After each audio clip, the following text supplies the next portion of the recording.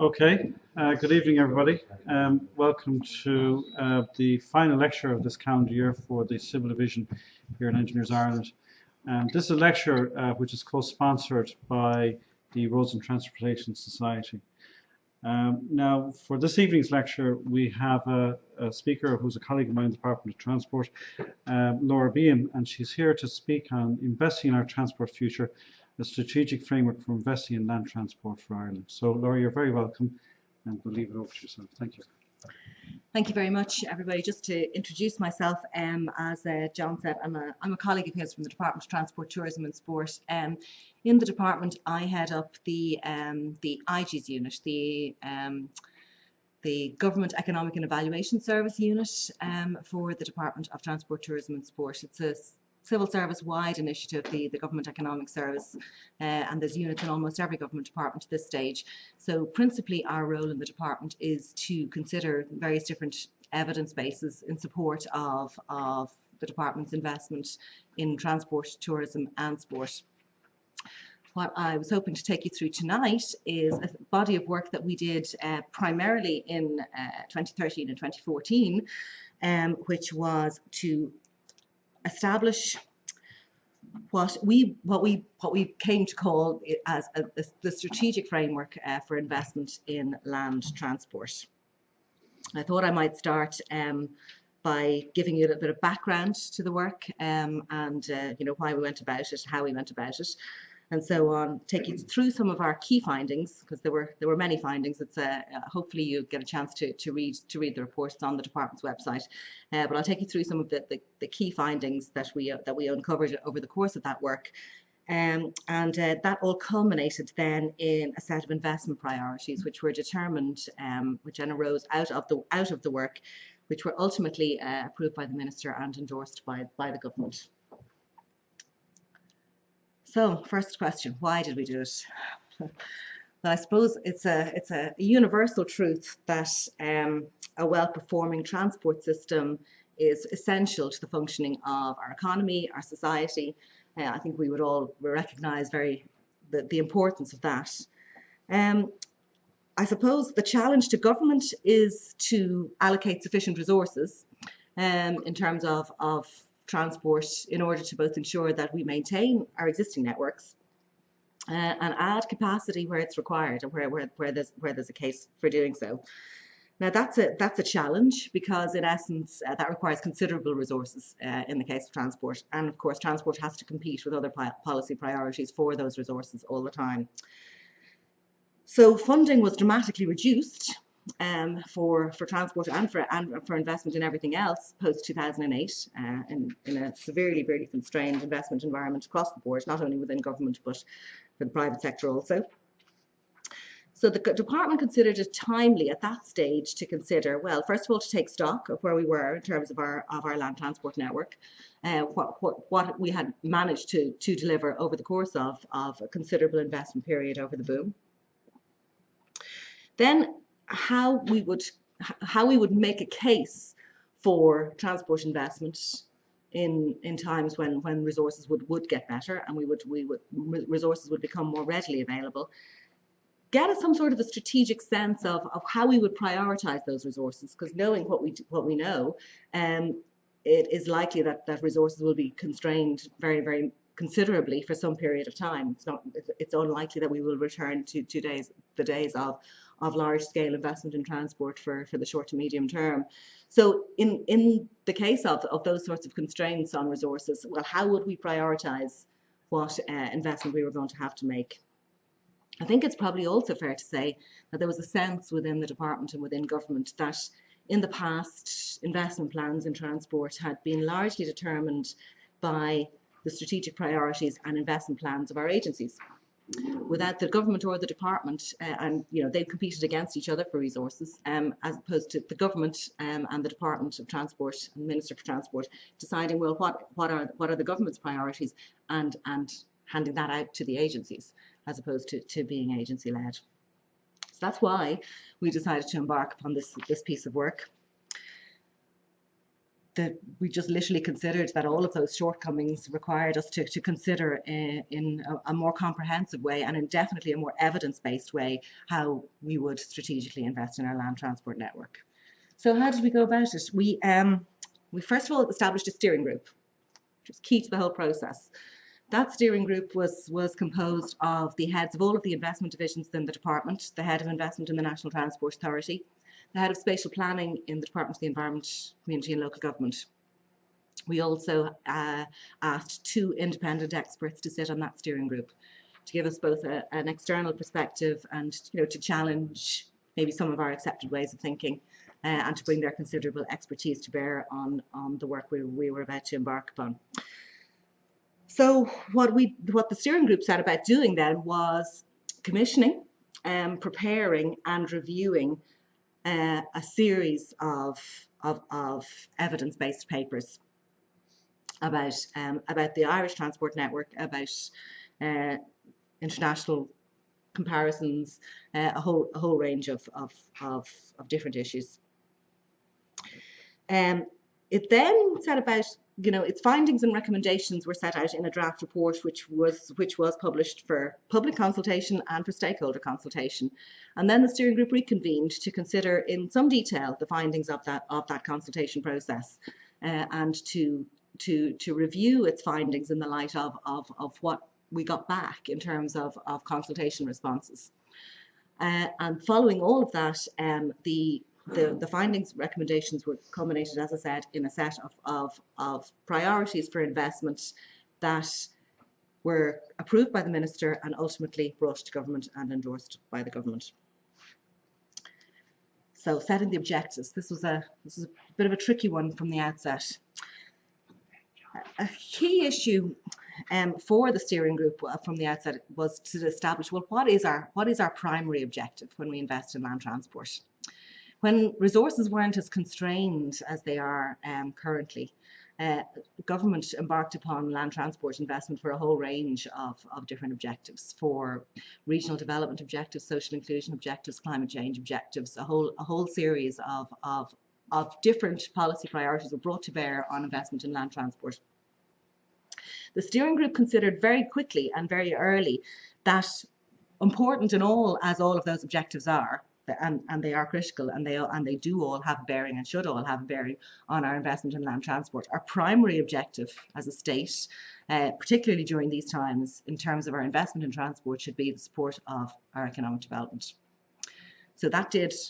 It is important to note that the findings of this and its recommendations are entirely framed by that being the primary objective, particularly at this point in time in our development of government's investment in land transport. I think it's also probably important to note that the steering group understood that if we invest in land transport to a significant, to the extent that we consider required, and we support the economy, then of course the rising tide and the improvement in the economy can then ultimately yield the taxation resources and the investment resources that will be needed to tackle some of the other objectives. But first and foremost, what we should be setting ourselves about for the moment is investment to support economic development. So in terms of research and analysis, I think it's probably important that I tell you that during the course of the steering group's work, it considered a huge array of evidence. There are 21 published background papers, all available on the Department of Transport, Tourism and Sport website, considering the whole gamut of considerations for how transport interacts with the economy and how we expect demand to increase, a whole array. I'll set out just some of the different papers that we commissioned or we prepared internally within the department, and some of them were actually supplied to us and presented to the steering group by other bodies. So we did a review of literature, of international literature relating transport to economic growth. We reviewed historic levels of investment in transport in Ireland. We reviewed the exchequer impacts of that. We reviewed data regarding average levels of investment in transport in other countries, particularly OECD countries. We reviewed transport's contribution to our international competitiveness, a historic analysis of that. We reviewed demographic and transport trends, considered and calculated for the first time, and this is an important piece of work that was done for the first time in relation to this, in relation to land transport in Ireland. We considered an annual steady state requirement for the land transport network, how much it would cost just to maintain the current land transport network in its current state, how much it should cost per annum. We assessed the scale and the location of transport demand currently and made projections out for 30 years. We reviewed large-scale investments that had been undertaken over the course of the boom, and how and whether or not those investments are now still considered worthwhile. The ESRI contributed a paper on the regional development impacts of investment. Forfus and the enterprise agencies contributed a paper on land transport priorities for enterprise. We considered papers on climate change, demand management, alternative sources of funding, spatial planning, and project appraisal. So, as I said, the findings of this body of work were underpinned in their entirety by a good deal of research. So just to recap where we are so far, the steering group established set economic development as its primary focus, and published a wide-ranging body of evidence in support of its ultimate findings. Now, I think it's probably worthwhile at this stage to take you through some of our key findings. Now, I've grouped the key findings that I'll be discussing tonight in four main areas. First of all, transport and economic growth. Secondly, transport investment, the steady state cost that I alluded to earlier, and a review of transport demand. Okay, firstly, transport and economic growth. The international literature is very clear on this point. We have a full analysis available on the website, but investment in transport infrastructure is absolutely necessary for access to markets, for productivity gains. In general, transport investment is most effective when it's addressing key constraints and bottlenecks. There are times when transport investment is not effective at all, but the greatest returns are always when the investment is targeted at addressing constraints. Failure to facilitate efficient transport creates costs for both the economy and for society. Increased demand and an inappropriate supply response, I won't say inadequate, but an inappropriate supply response inevitably leads to increased congestion, and increased congestion always acts as a barrier to economic growth.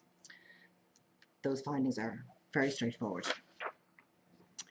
In relation to investment in transport in Ireland and the wider economy, some of the more interesting findings that we uncovered when we started looking at some of these things more in more depth is, you might be interested in this one in particular. The average household in Ireland spends €116 per week on transport related expenditure. The most recent household in expenditure data that we were able to get hold of. That compares the 120 on food and 125 on accommodation.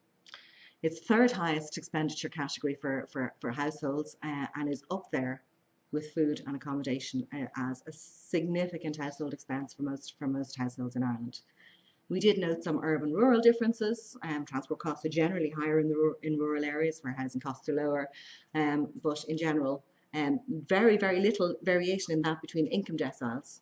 So for the lowest, for the proportion of households in Ireland with the lowest incomes and the proportion of households in Ireland with the highest incomes, the proportion of their income spent on transport remains relatively constant, which is a very interesting finding. The tax taken in relation to transport, you probably know this already, is very significant to the Exchequer, with around 4.8 billion per annum currently. At the height of the boom, it was 5.5 billion. In transport-related tax take. I'm just going to be a little bit disingenuous now and juxtapose the fact that we currently spend about 1.3 billion on total transport and current and capital in the Department of Transport. So in terms of tax take versus spend, I'll let you draw your own conclusions.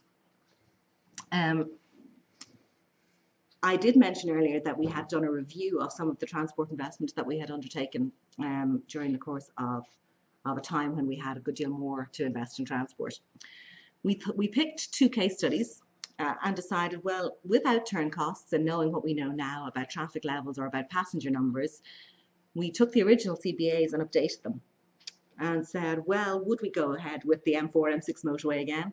Would we go ahead with the Lewis if we were to rerun that investment, knowing what we know now?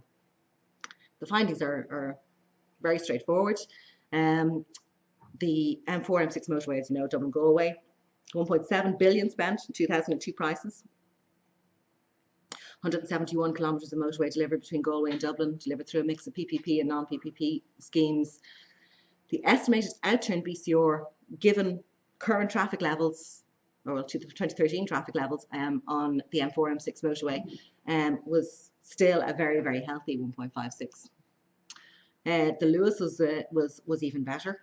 Despite the fact that the Lewis ran by 60% in terms of project costs. It had the final outturn cost was 990 million for the original 2 Lewis lines in 2002 prices. 26.6 kilometres of Lewis line delivered, consistent passenger growth since opening, and an estimated outturn BCR now, given despite those increased costs, of almost 3 to 1. So I think there's no doubt but that we have, comprehensively addressed the question about whether or not the transport investment that we made over the course of our period of high investment in transport was worthwhile. This is a graph that we put together of transport investment in Ireland historically. So you can see we're going back there to 1953. This is gross fixed capital formation in land transport in Ireland. That's what the green line represents. Gross fixed capital formation is a CSO measure of all investment in the economy, public and private, in transport, in land transport. So as you can see, it's a very cyclical graph. There are highs and there are lows. The long run average there is 1.13% of GDP. And that's obviously the expenditures related to GDP in the year in which it occurred. So the long run average is 1.13% of GDP. I suppose it's worthwhile to note that the 2012 figure there is 0.72. We actually still don't have an update of gross fixed capital formation in land transport since that time, but what I can tell you is that in GDP terms, the exchequer allocation, which is for transport, which very closely mirrors gross fixed capital formation, the exchequer allocation for transport in 2013 and 2014 was about 0.5% of GDP. So we expect that that curve would also be down in and around 0.5% of GDP for 2013 and 2014. So you can see it peaked, transport investment peaked in 2008 when we spent 1.69% of GDP on land transport investment. And as I said, by 2014 that had fallen to in and around 0.5% of GDP. So what can we conclude from that? Transport funding is cyclical, which isn't very conducive to efficient investment. I'm sure I don't have to tell you that. It's currently considerably below our historic average. I think it's probably also worthwhile to note that in terms of international comparison, even in 2011, the OECD average was 1% of GDP across all OECD countries, at which point we were spending 0.72, and we've fallen further since. Now, we did have a look at the World Economic Forum competitiveness ranking for transport, and there are a number of indicators within Ireland's competitiveness ranking that relate to transport. It is fair to say that the investment that we undertook during the period of very, very high investment up to 2008 considerably improved our competitiveness ranking for transport. We went from 65th in terms of overall transport infrastructure of all World Economic Forum countries to 35th, 2015, which is a wonderful achievement, really.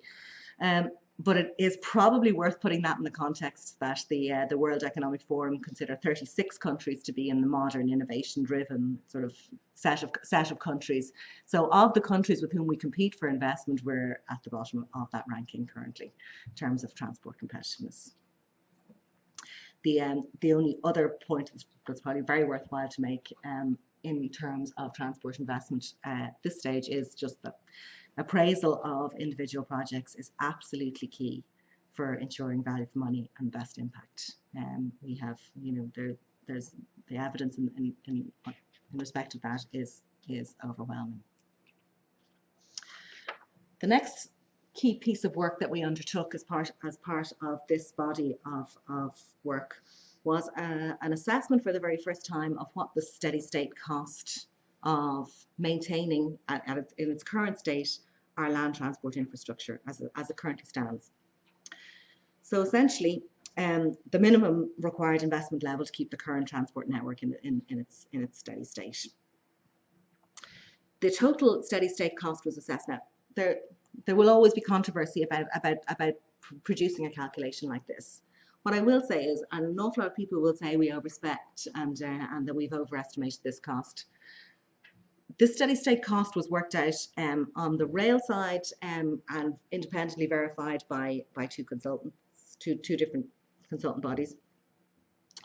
On the road side, how we established the steady state cost was looking at international norms for resurfacing requirements, pavement relaying requirements, 20-year cycles, 10-year cycles, etc., taking into account the total road network. I think that's an underestimate of our steady state, given that we know that in many of our roads and our road network in Ireland, we're not constructed to international standards and probably need more maintenance than international norms. So I think that in fact, rather than sort of overstating what the steady state cost of the current transport network is, this is probably on the conservative side. What we established was that the steady state cost of Ireland's land transport network is currently 1.6 billion per annum. Now we do receive 300 million in receipts from fares and tolls and whatever, so to pay for some of that. So in fact, the exchequer investment requirement to maintain the steady state is 1.3 billion per annum. Last year we spent about 1.046 billion on all land transport investment, maintenance and investment. So we are considerably below the investment levels that we would need just to maintain our steady state, even if everything we were spending was on maintaining the steady state, which is not. So despite the fact that we need to spend 1.3 billion per annum, we're still investing considerably less than that. It's also important for you to understand that we didn't just accept that steady state cost. The steering group spent a lot of time thinking, well, if we have a very constrained investment environment, and this is what it costs every year just to maintain the network without adding any additional capacity at all, how are we going to, this level of steady state cost is actually probably untenable. So how do you address this scale of steady state cost? So we've considered how we might drive further efficiencies in terms of maintenance costs. With allocations squeezed as they have been for the last number of years, there isn't really a huge amount of scope there for driving further efficiencies. Local authorities are already fairly efficient in terms of the maintenance spend, and as are Irish Rail. Do you then reduce level of service across the network if you haven't got the appropriate the amount of money that you need to maintain steady state? Do you identify a strategic network and say this is where we're going to focus our resources? We can't afford to maintain the whole network, so do we identify a strategic network where we will say that that our resources should be focused on? So we've made a number of recommendations in the report as to how we might consider some of those questions. It's probably worthwhile to note that as part of the steady state analysis, we identified that over 25% of our steady state cost relates to the heavy rail network, which carries 1% of passenger trips, 1%, less than 1% of freight, and costs 25% of the total steady state cost. Is that a sustainable feature of our transport investment going forward? Some questions worth thinking about. In addition then to the review of transport investment taken to date and our review of steady state costs, we decided to look a little bit at transport demand in Ireland. I think we probably all appreciate that historically, and particularly from 1990 to 2008, demand for transport in Ireland grew exponentially. It was related to significant economic and population growth over that period. And a key factor in terms of the growth of transport demand was the spatial patterns and spatial planning failures over that time period. The number of people travelling to work almost doubled. Car ownership increased from 798,000 to 1.88 million, and we're still below the European average in terms of car ownership per household. And the commercial vehicle fleet doubled in scale. It's just a snapshot of how transport demand grew in Ireland over that time period. Investment also significantly increased over that period. This is undoubtedly true. The majority of that investment, however, went to the national motorway network, which was much needed and very, very and prioritised at the time for very good reasons. But aside from the two Lewis lines, relatively little of that investment went to urban areas. And that really ultimately culminated in the increase in transport demand being predominantly met by an increase in use in private car, because the investment in public transport commensurate with the growth in demand just didn't happen. So what we saw over that time period was an explosion in the use of private car.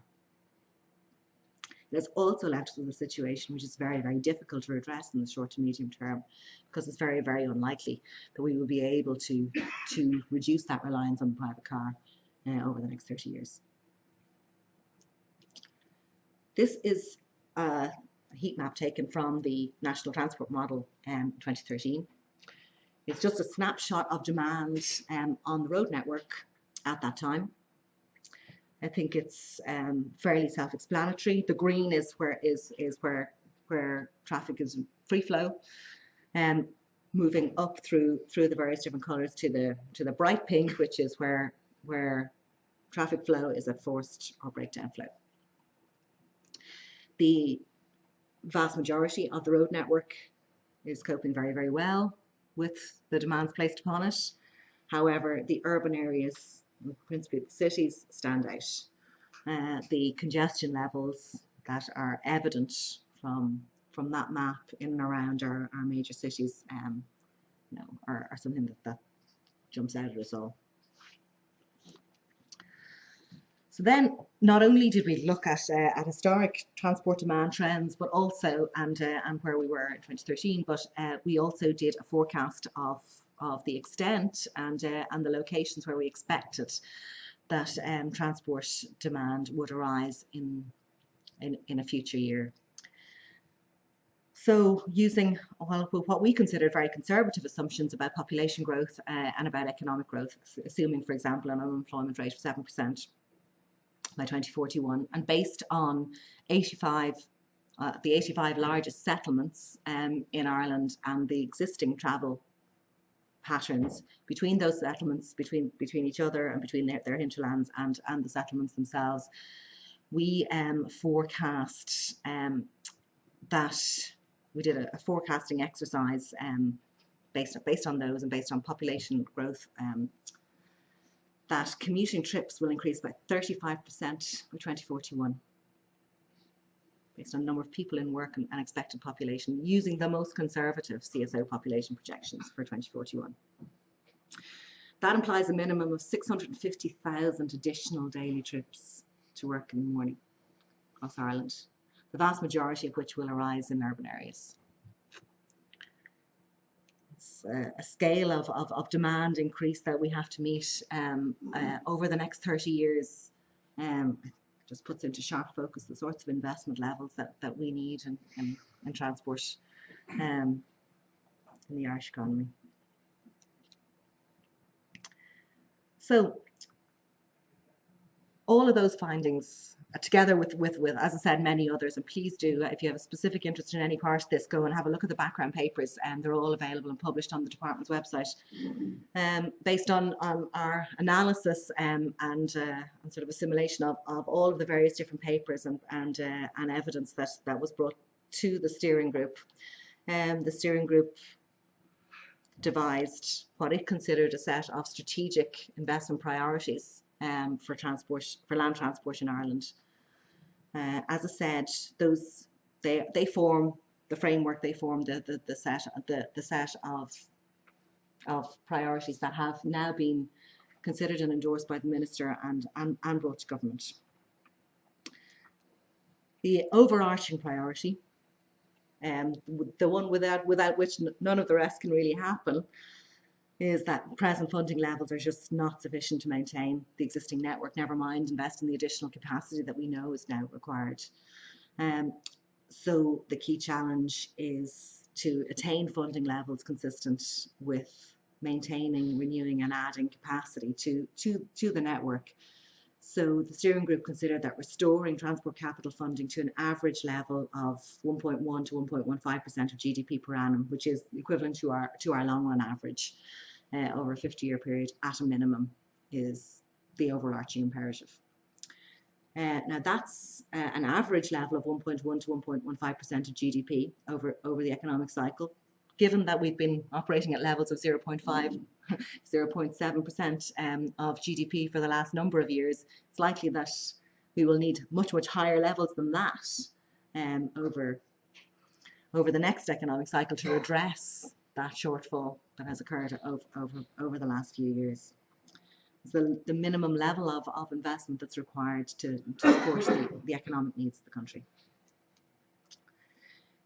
In terms of the envelope, whatever envelope of funding becomes available to transport over the coming years, the steering group identified what priorities it would set for using those constrained resources. And the first was, priority number one, was to achieve steady state maintenance. Given that the long run costs of underinvesting in maintenance were so significant, that whatever additional funding became available should be priority number one, should be to ensure that the strategic network, and we can have debates about how to identify what should be the strategic network, but achieve the levels of funding necessary to support and maintain the strategic network going forward is priority number one. Second priority, I don't think there can be any doubt when you faced with the sorts of evidence that we considered, that addressing urban congestion has to be the priority for any increase in capacity in the system.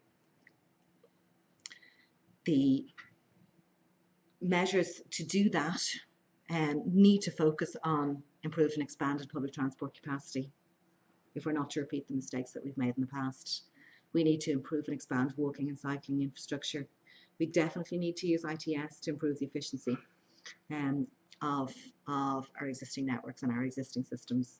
And to essentially to secure the maximum capacity that we can from the investment that we will manage to make.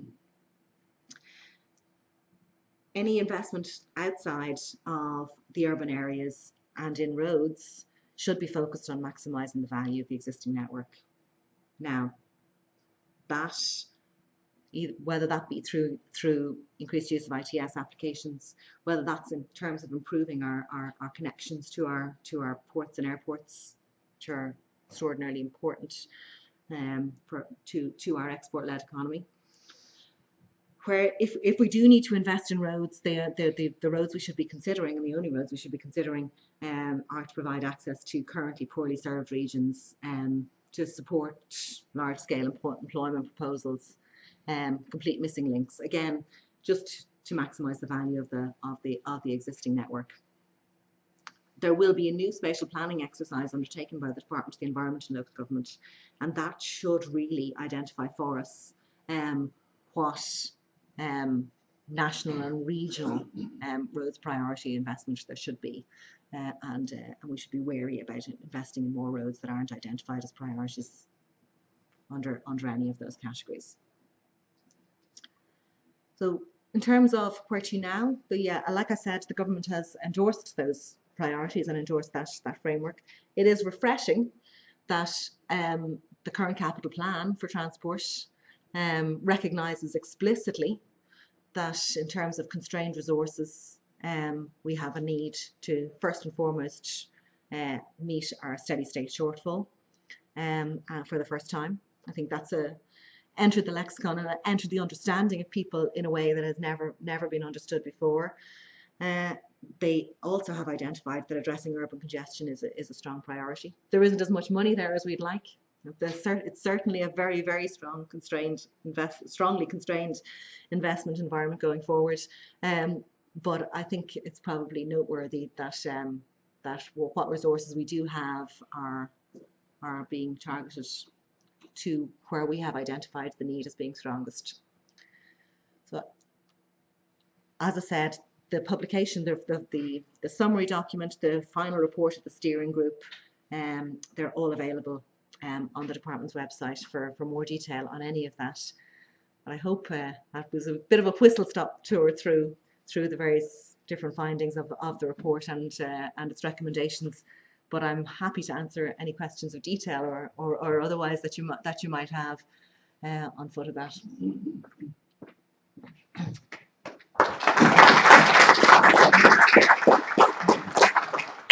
Thank you very much, Laura. Now, what we'll do at this stage is we're going to take some questions from people in the audience. What I have here is a mobile mic, and I'm going to bring it around to people who want to ask any questions. In doing so, I'd ask that maybe you just identify who you are, particularly for those who are watching on the internet, and speak into the microphone. So just wait for the microphone before you answer the question. So if anybody has asked any questions, please. Yes. Just,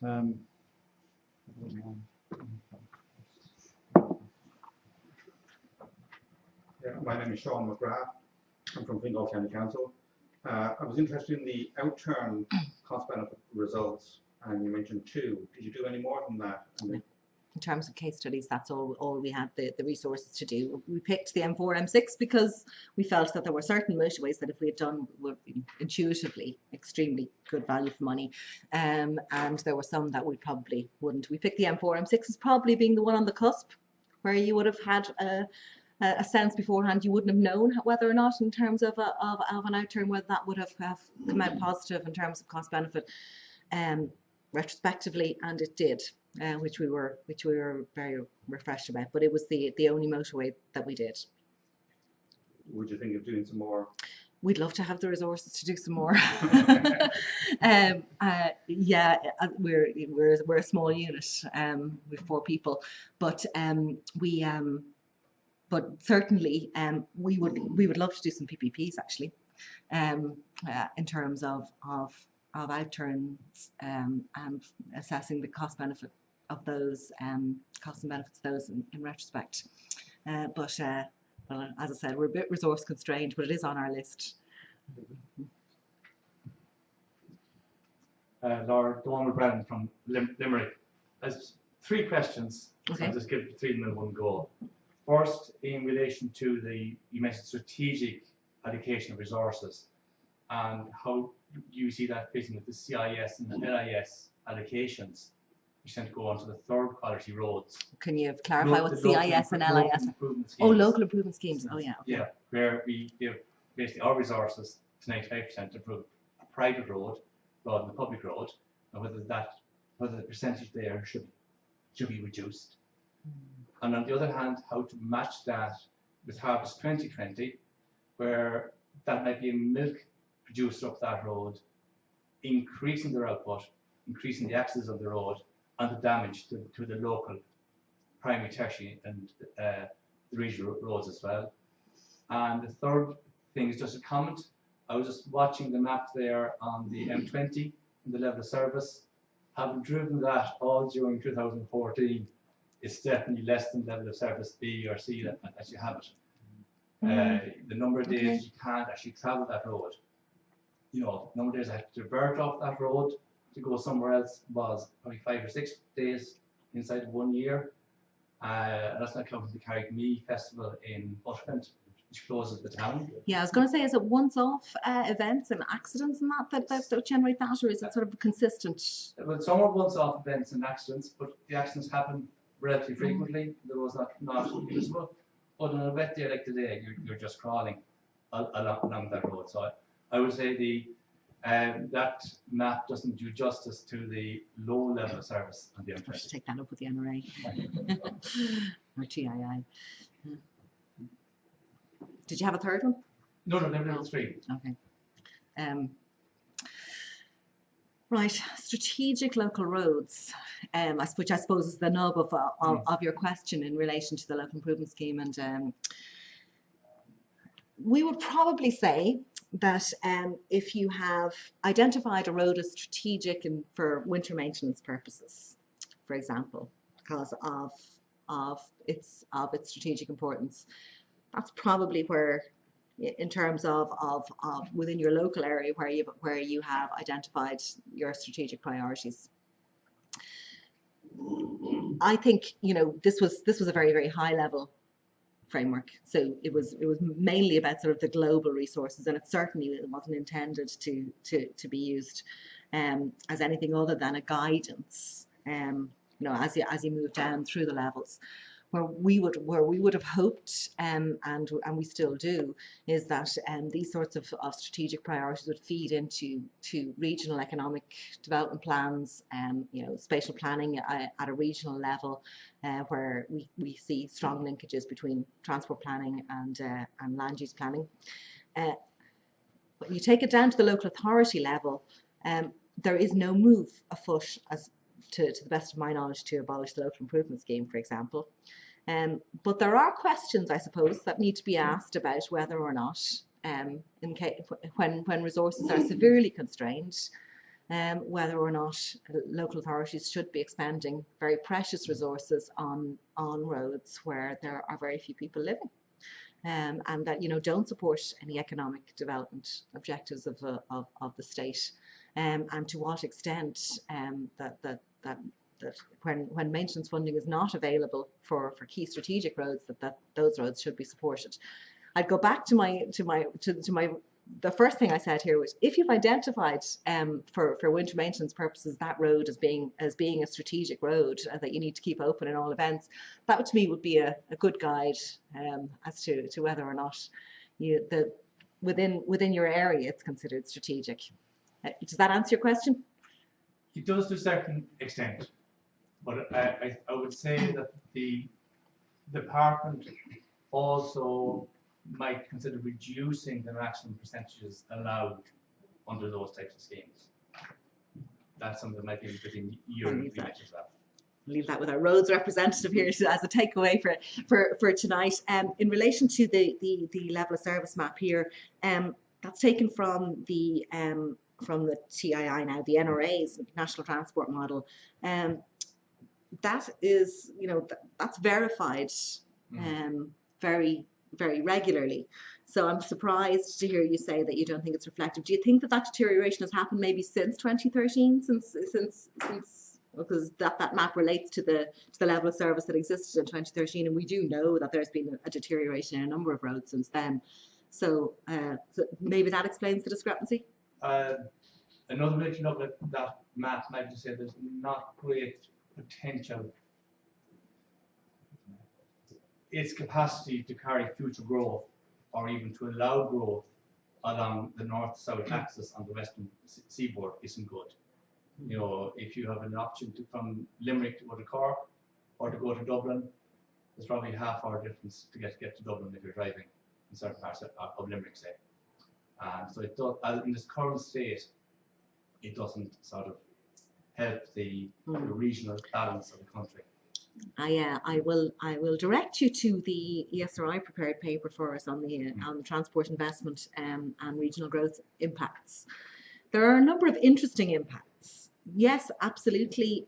Improved transport infrastructure between particular urban areas can lead to significant agglomeration effects, definite potential for enhanced economic growth.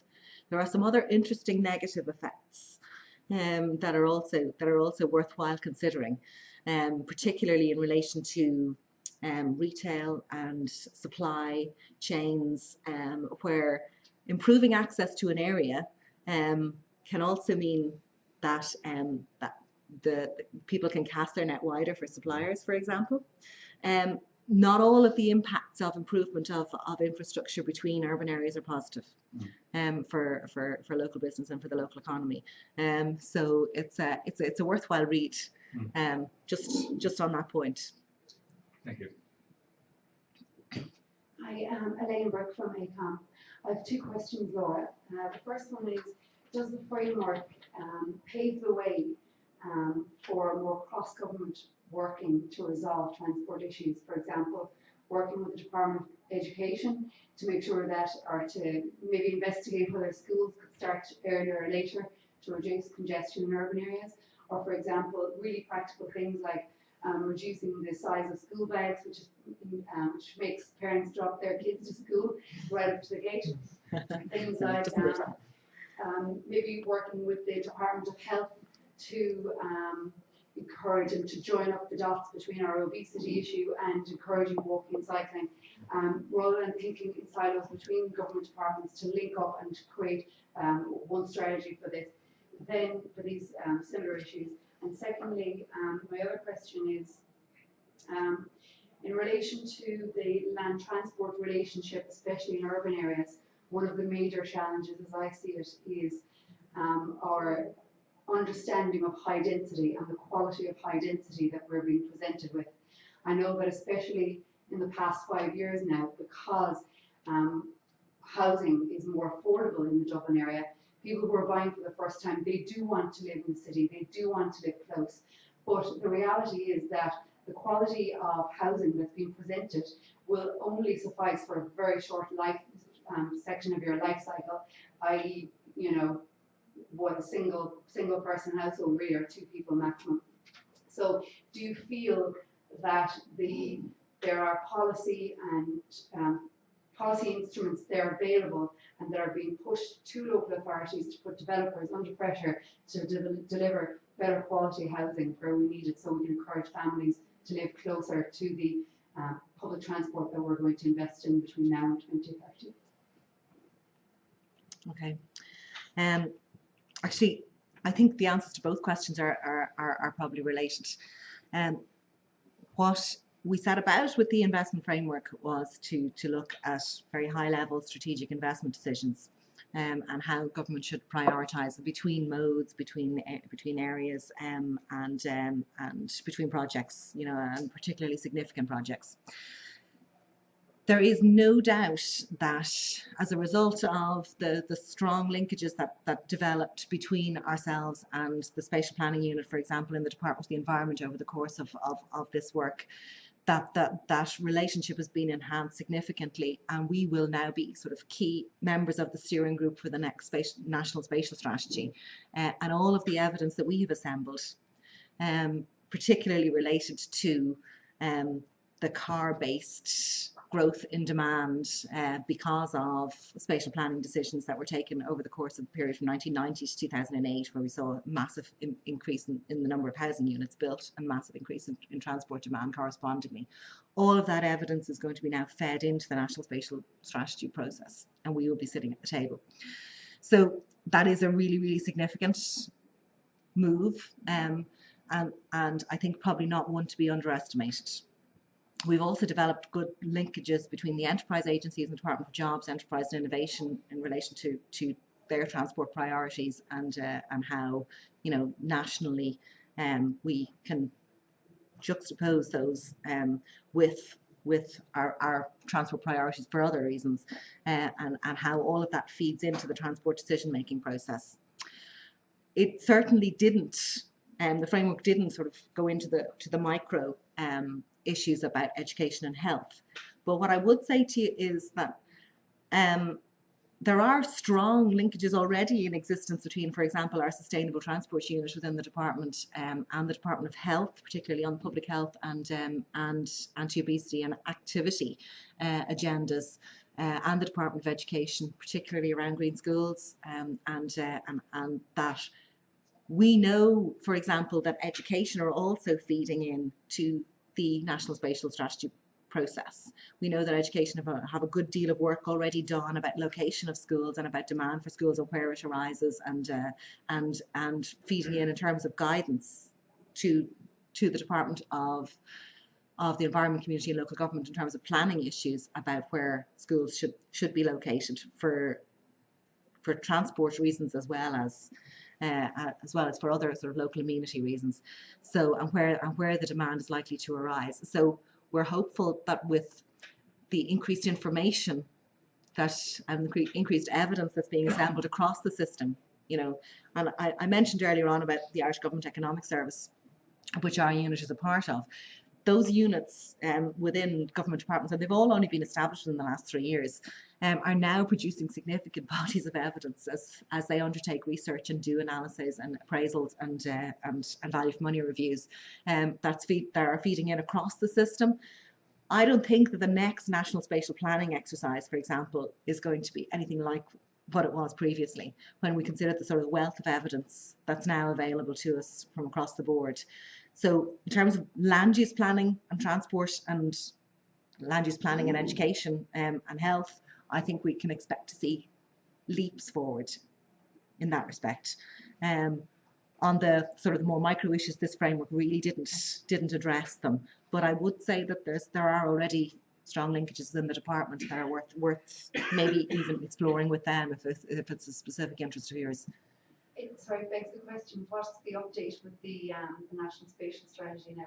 They've started to convene, they've started to put together the resourcing within the Department of the Environment to begin the work on that this year.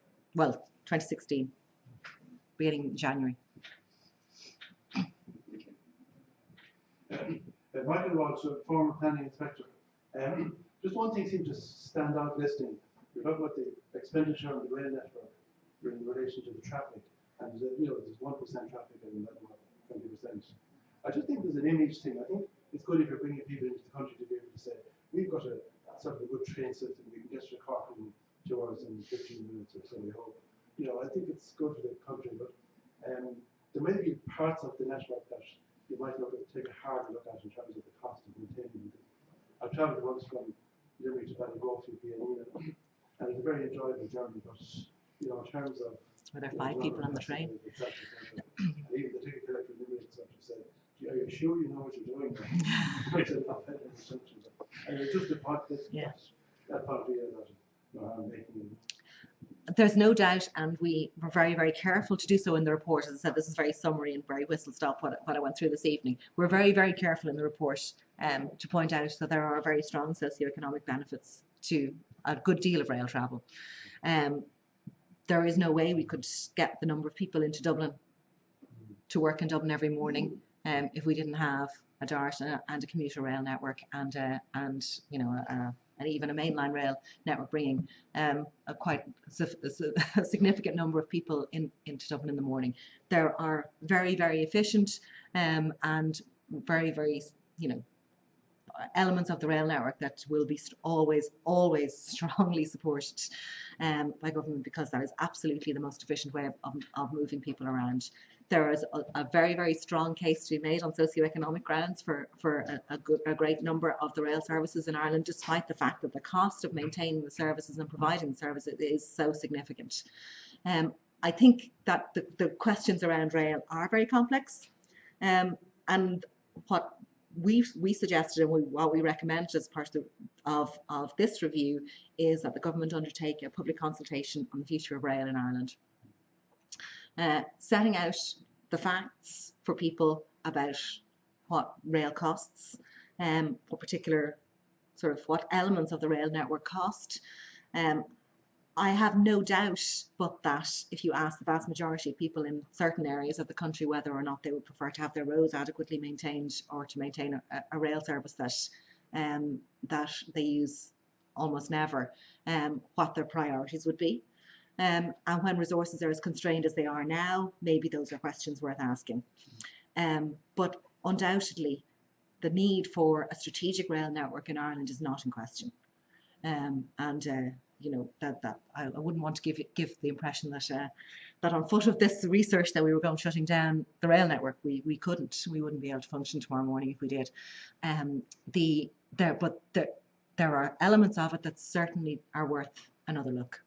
But only I think in the context of the full facts being made available to the public at large, and for there to be an informed debate about what we want from our rail system. Peter O'Sullivan with the National Transport Authority, and it was just to follow up on this gentleman's question about the rail. I just wondered, was there any background report done? Was there any background work done by your group? And this is also in the context of the COP21 meeting and environmental imperatives, to compare the level of investment in rail across the EU in particular. So, for instance, the €200 million or 195 just to maintain the rail network. How does that stack up? It's more than €200 million. Pardon? It's more than €200 million. No, Yeah. I think you presented a figure of 195 for basic maintenance. But anyway, just was there work done on that to compare against our peers in Europe on a per capita basis and so on? Mm-hmm. No. There has been some work done independently, not in the context of this report, but there has been some other work done independently in the context of preparing a public consultation document on a rail review. So that work, all of the background work for that, I think will be published when the public consultation on rail is eventually it gets published. I think we might wait till after the election for that. We're at the end of the questions at this stage. Thanks, John. Dexter McAway, retired now, ex-LRA. 3 points. One on rail.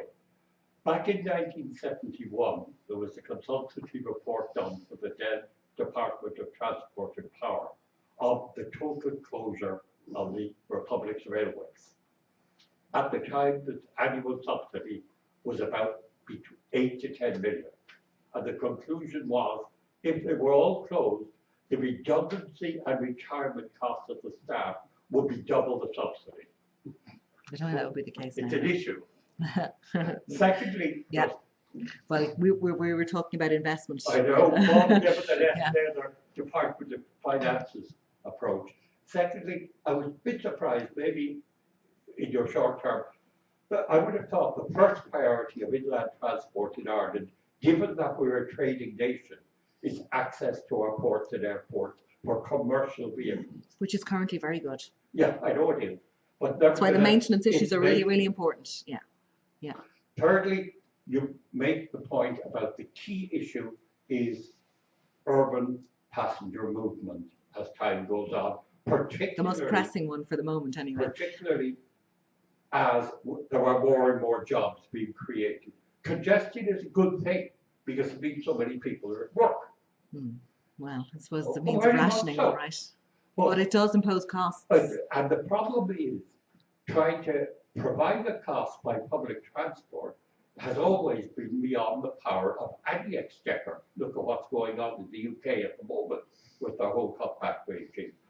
Maybe the answer is to look more seriously at the use of the private car in the Uber. Already in many cities around the world, the occupancy for peak commuting using Uber has gone up by 0.2%, 1.5 to 1.7. There's a really, really Huge interesting. capital investment not being used. There is a really, really interesting review conducted by the International Transport Forum, you know, the transport arm of the OECD, on the sharing economy and the potential impacts on congestion, particularly in urban areas of car sharing. absolutely 100% concur that it has a very, very strong role to play in dealing with congestion in Dublin in the future. And last But it point, won't be the only no, mechanism. that Dealing with the was- sorts of demand increases that we're looking at going forward, there will need to be significant additional investment in public transport, even just to maintain current mode shares. just about, That's- in the that's- road kilometres, should that be passenger kilometres? No, that's no total kilometres travelled. I'm not sure it's That's freight. what I mean, travel, It's not freight network. and it's freight and passenger. So it's total road kilometres travelled. Okay, we're going to take just 2 more questions and then we're going to stop. So I'll take the questions quick and we'll let you rest up on stage. Thanks very much, John. Colin Ryder from Cyclist.ie, the Cyclist Advocacy Network. Thanks very much, Laura. I think it's, first of all, I think this SILT, or for want of whatever you want to call it, the strategic framework is really important for the country overall. I think it's a major issue, there's no doubt about it. And I think it would be, I have to admit that I have not read the documents, but certainly at some stage I will delve into them and There's a neat summary available on the website now. It's only 30 pages, which is that's very feel good. more digestible than the 240-page report. I think one of the things, you know, even looking, and I'm glad this map is the one that's showing at the moment, the transport demand in 2013. I think one of the big issues, of course, is demand management. And I suppose to some extent the questions before this might raise that partly, but it is a huge issue and it's something that has to be tackled, and tackled in particularly in the urban areas, how it is done in terms of like getting people to take the right trips, and obviously as I think as previous speaker mentioned, at the right time in certain cases, maybe by altering certain things. But also there's a question, and it's something that I've always had an issue with. I mean, I've worked in the public sector for a long time, did a lot of cost benefit analysis, benefit cost ratio.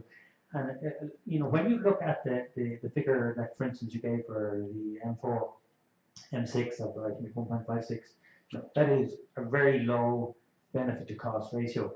I mean, obviously, nobody was going to go near the M3 because we are very well aware that that would be probably well below 1 in that particular case. So obviously, you're presenting the positive side of the network in that sense. I think we could have picked better But- performing ones than the M4, M6. Fair enough. But I think the critical thing about benefit cost ratio is comparison of alternative choices in transport, and I mean, not just in transport, but in any area. What is it? Because you're competing for government funding, for scarce funding, and that is the critical issue. And I think and I'm hoping this report will actually make that difference in the future in enabling those kind of choices to be made in a strategic way. You will be very reassured when you read even the summary of the report to find that one of our key findings was that investment in transport projects in the future should be very, very much led by transport appraisal. Within the department, we have just now completed an updating of the capital appraisal framework, the guidance for appraisers of transport projects, and the update will be published very shortly for anybody who's interested. But what we are seeking to do with that process is to standardise insofar as possible the parameters across transport investment as a whole, in order to allow us then to make informed decisions by juxtaposing projects against each other. At a time, you're absolutely right, the value of cost benefit analysis lies primarily in the relativity between different projects. If you are very, very constrained, I 100% agree. In the UK, for example, a project wouldn't even be considered for investment unless it had a BCR of at least 2. But you can set those thresholds if you like. I would prefer to see a situation where resources are constrained and very, very considerably constrained, that cost benefit analysis will be used as a tool to decide between projects. But only when those appraisals are conducted on a standardised and comparative basis. You can't just decide that one project has a BCR of 5 and another one has a BCR of 3, so we should definitely do the 5 if those have been prepared on a completely different basis. So it is a very strong recommendation of the report, and you know, I'd urge you to go and have a look at how that's treated as part of the overall findings. I think it's just in relation to when you talked about the rail network and the complex, you know, the complex issues around the rail network, I think they're just as complex in the road network or in other kind of consideration of networks, you know, and particularly because it's so difficult to take on board the socioeconomic issues. But appraisal is getting better at that. Climate change issues, the various the vast complex of issues that do arise. Appraisal is getting better than that. I recognise it's very limited. You did talk about demand management as well. Of course, the steering group were very, very exercised by the issue of demand management. We have demand of that scale, you know, facing us. We are very, very unlikely to be able to invest sufficient funding to meet that level of demand increase. So demand management comes into very, very sharp focus, even in the short term, particularly in the Greater Dublin area. But it will be, forms of demand management will be required in the other regional cities too, over the course of the lifetime of this framework, which is a 30-year time horizon. There are a few things that we probably need to consider when we look at demand management. There are a full suite of demand management measures, and I think possibly the focus tends to be put on the issues like congestion charging, road user charging, and they tend to be seen as the first and go-to, and undoubtedly they will have a role to play. I think though that the what I put up earlier on in terms of the average household's level of expenditure on transport is a really, really important thing to bear in mind when we consider how much more we can extract from households for transport purposes. I think, you know, transport users in Ireland and people who use the road network and who use their cars, whatever, already pay very, very significantly for that.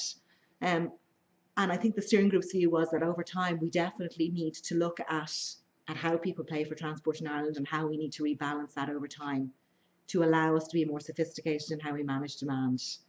So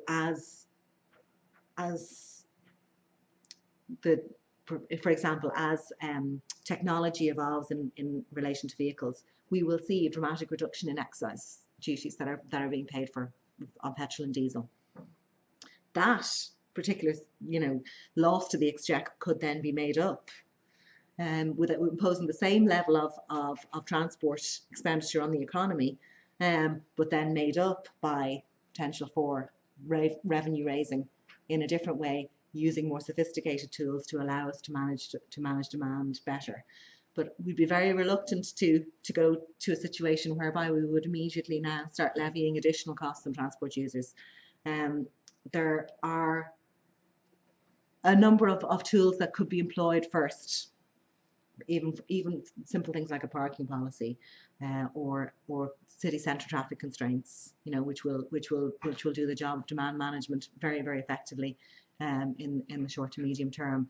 So there is no way we can meet this level of demand that will arise over the next 30 years without demand management measures. We have to be very, very careful about how we employ them and how we deploy them, and be cognizant of the potential unintended consequences sometimes. So all of that worth bearing in mind. Nora, my name is Mark Coleman. Thank you very much for a very detailed presentation and for an honest and refreshing, generous reply to everything. I think to me your presentation was alarming and to some degree, I was going to say disgraceful in showing a dearth of funding and inactivity in infrastructure.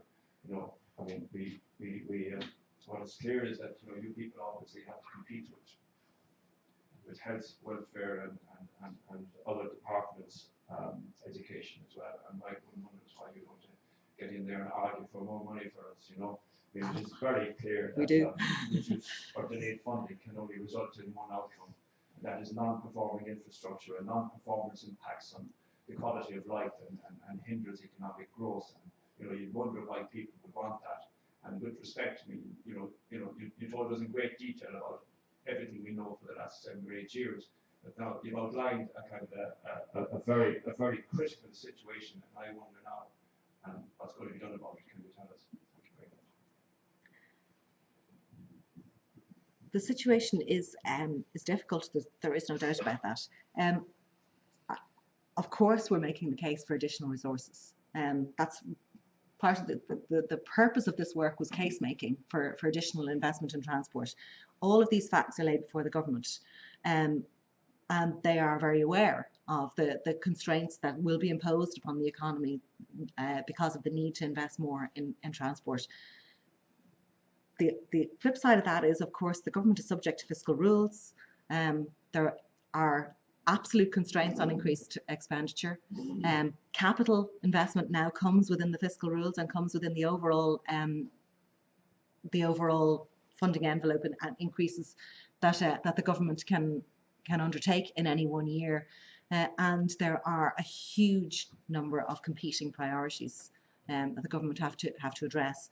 To be fair, I think that the government have identified in the capital plan that's been published out to 2011 at the moment, the maximum resources that they can make available to transport at this point in time, given what we know now about the economy and their expectations about tax revenues going forward. I think they have recognised the imperative and provided the resources that are within the power that they can actually allocate to transport over that time frame. But unfortunately, we are faced with the reality that the resources won't be there, and it does put into sharp focus our need to look at how we maximise the value of our existing network, and how we look at low-cost solutions, and how we try to manage, as I said, that demand more effectively until the point in time where we can restore our transport investment levels to the levels that we know that they need to be at.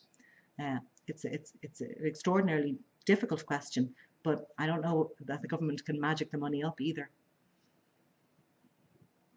Okay, Laura, thank you very much. I have to say it was a very, very engaging Q&A session there, and I must say thank you very much for that.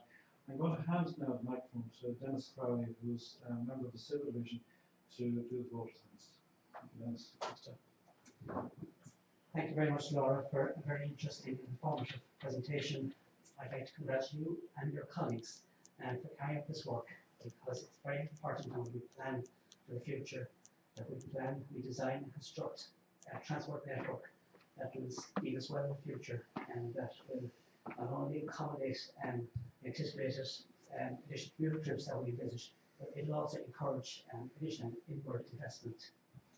I'd like to thank the attendees here for tonight for attending and for their range of interesting and challenging questions, and I'd like to ask them to show their appreciation to Laura in the usual fashion.